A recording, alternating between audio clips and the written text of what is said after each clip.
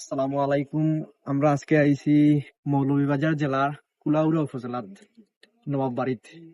তো আসলে আমরা আইছি, তবে নবাবর সম্পর্কে আমরা এতটা ধারণা নাই। তবে দেখতাম পারলাম ও এখন ভাই বুয়াত একটা দূরই মনে হয় ভাই নবাবর কিচ্ছু হইব বেয়াদবি করছে না, আস্তে আস্তে কইব। কেটাবে তো লাগে, চশমা টশমা লাগাই বুয়াত। দাঁড়ায় দাঁড়ায় দাঁড়ায়, দেখিস আমার ডর করে রে ভাই, যদি ভাই বেয়াদবি করছে না ভাই, নবাবর কিচ্ছু। ওই তো পারে। আচ্ছা দূর বাইরে কি তেমন ভাই তো। আচ্ছা সালামু আলাইকুম ভাই, কিতা করা শুনি বলা হাত জুতা লই আইছি। না না আপনি লাগতো না দেখো কিতা কইতা কও। বুঝতাম পারলাম আপনি বাবার কে বইবা। তো ভাই আমরা আইসলাম বাক্কাদুর থেকে আর কি, তো পুরানা ঘর দুয়ার দেখে আইছি, বুঝাই যার যে এটা রাজার বাড়ি। ওই এটা তো সারাই নবাব বাড়ি, এ টু জেড সব নবাব বাড়ি। তো বুঝছি ভাই, তো নবাব যে তাই নামটা কিতা আছিল? নামটা তো আমার সঠিক জানা নাই।